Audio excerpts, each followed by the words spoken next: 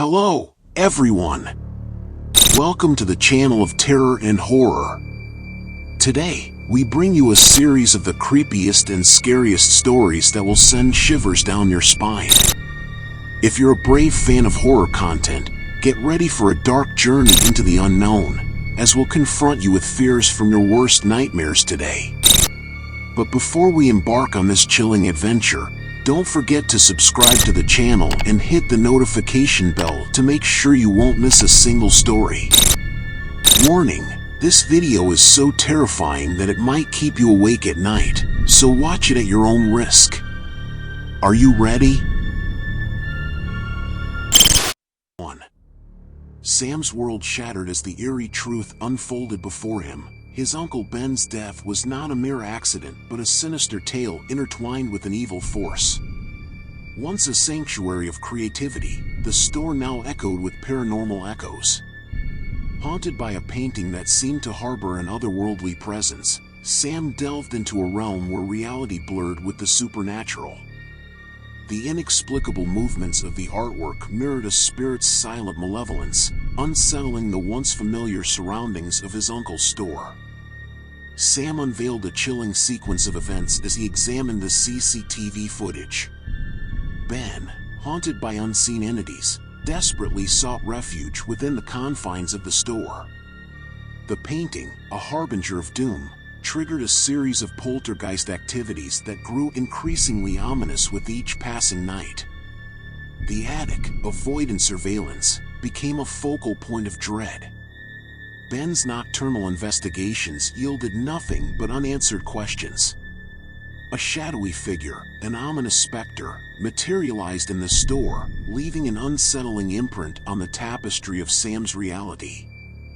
Jenny's encounter with an invisible force heightened the atmosphere of dread, painting a canvas of fear within the store's walls. Sam, determined to unravel the mystery, found himself face to face with the macabre painting, the girl in the black dress, a spectral observer with eyes that pierced the veil between the living and the otherworldly. The revelation in Ben's recorded video sent shockwaves through Sam's soul. The painting, a conduit for malevolence, had cursed Ben with horrors beyond comprehension. The screams, the entity with hollow eyes, each frame etched a nightmare that transcended the boundaries of the living. As Sam shared the haunting truth with his father, the weight of supernatural malevolence hung in the air. The painting, now a cursed artifact, had claimed Ben's life, leading him to a nightmarish demise on a lonely road. The story reached its spine-chilling climax as the spectral entity materialized in the back seat, an embodiment of malevolence seeking to claim Ben's tortured soul. The video's abrupt end left Sam and his father paralyzed, staring into the abyss of the unknown. In the aftermath, once a bastion of creativity, the store stood as a haunted testament to the thin veil separating the living from the spectral. Sam, burdened by the knowledge of a cursed painting, vowed to unravel the mysteries that lingered in the shadows, forever altering his perception of reality. The sun hung high in the vast, blue sky, casting a golden glow on the rural landscape that Paul sought refuge in every time he needed a break from the chaos of his divorced life. This serene haven offered him solace away from the cacophony of urban life, allowing him to breathe in the pure, untainted air of the countryside. Paul, with his watery blue eyes and jet-black hair, bore a striking resemblance to his baby, Sam. Their identical features seemed to mirror the deep connection between father and son. As they embarked on the highway leading to their temporary retreat, the excitement in the air matched the vibrant hues of the landscape under the benevolent gaze of the sun. Their destination was a small, weather-beaten wooden house that Paul had rented for a steal. Despite its numerous cracks and crevices, the house promised a week of respite, a space where Paul could find solace. However, the moment he stepped inside, the reality struck him like a cold gust of wind. The air inside was stale, and the dust lingered like a ghostly presence, revealing the reason the previous owner had readily accepted his offer. Undeterred, Paul set about cleaning the archaic chaos that greeted him. The old furniture whispered tales of bygone years, and as he surveyed the scene, Paul couldn't help muttering to himself about the Herculean task ahead. After some cleaning and a simple dinner with Sam, exhaustion took over, and both father and son succumbed to the embrace of sleep. In the realm of dreams, Paul found happiness, only to be abruptly awakened by the nightmare of his reality. Sam was missing. Panic set in, and Paul frantically searched every nook and cranny of the house, his calls echoing through the empty rooms. The isolation of the rural area became glaringly apparent as he realized the lack of a strong signal for emergency calls. Frustration boiled within him as he heard an elusive murmur and experienced inexplicable occurrences. Doors slammed shut, messages written in red appeared, and a mysterious figure danced in the shadows. Paul's quest for his missing child transformed into a surreal nightmare, a haunting maze where reality blurred with the supernatural. The climax unfolded in the form of a terrifying, skinless woman, a demonic entity that seemed to have claimed Sam as her own. Paul's attempts to rescue his baby led to a physical confrontation with this monstrous figure. The battle between human desperation and supernatural malevolence escalated, reaching a chilling crescendo. In a shocking turn of events, it was Sam, the innocent baby, who intervened, unwittingly saving his father from a gruesome fate. The demonic force, for reasons unknown, spared Paul's life in the presence of the innocent child. The supernatural entity, driven by a bizarre maternal instinct, left with Sam, leaving Paul trapped in a basement of horrors. As Paul grappled with the grim reality of his surroundings, he discovered a ghastly secret, a basement filled with the remains of past victims, a macabre testimony to the house's sinister history. The scribbles on the wall depicted fathers and children who met horrifying ends, serving as a forewarning for those who dared to enter. With a surge of determination, Paul escaped the basement, only to confront the demonic woman once more. The final confrontation unfolded in the bedroom, where Paul pleaded for the release of his son. The demonic force, indifferent to his pleas, showcased the grotesque display of maternal care as she continued to nurse Sam. The tale concluded with Paul, battered and broken, left in the basement to face an uncertain fate.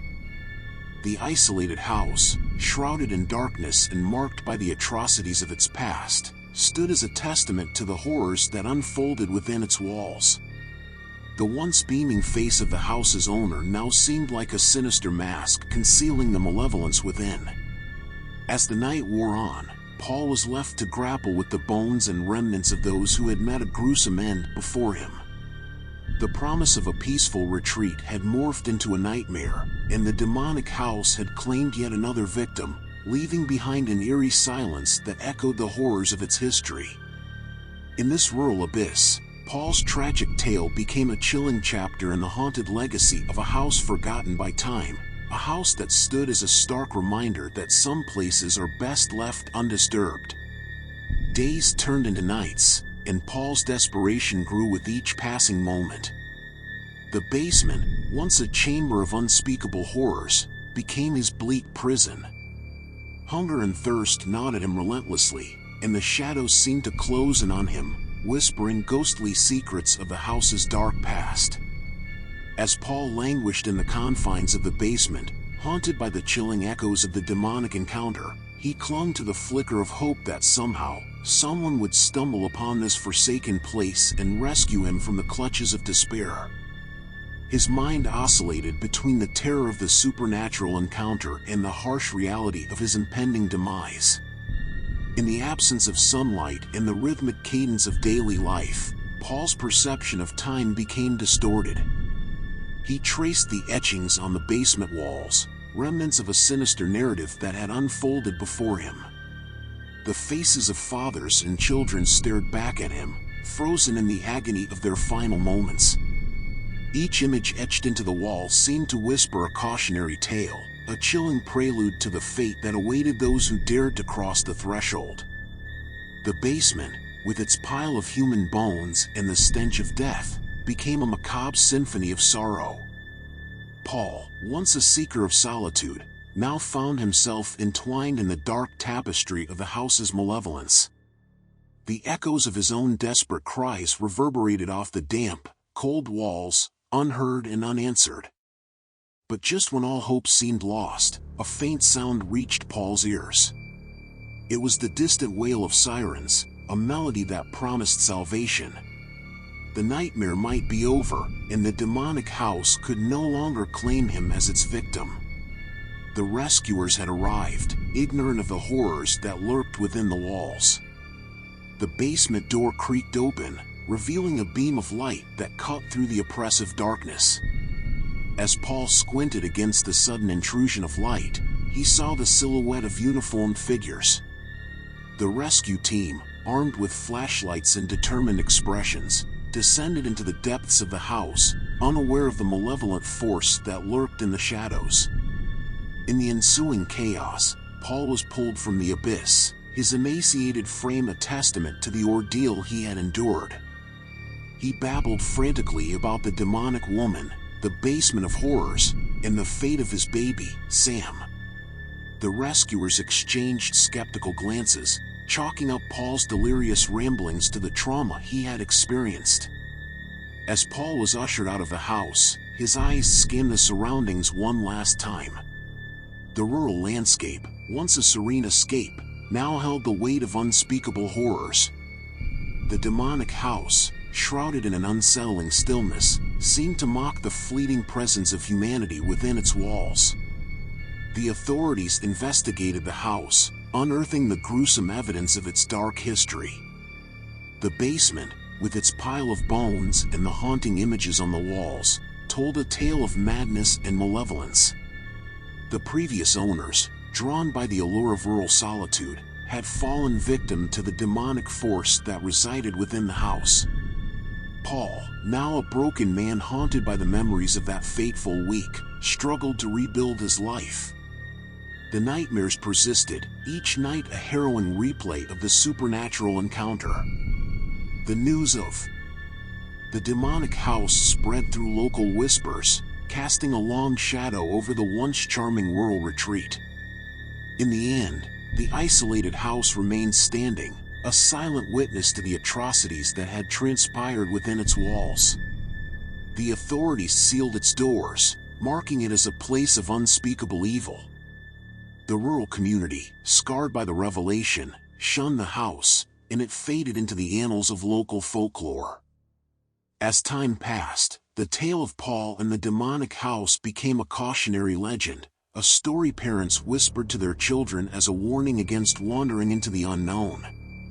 The sun continued to rise and set over the rural landscape, but the shadows cast by the demonic house lingered, a testament to the enduring power of darkness that could befall even the most unsuspecting souls.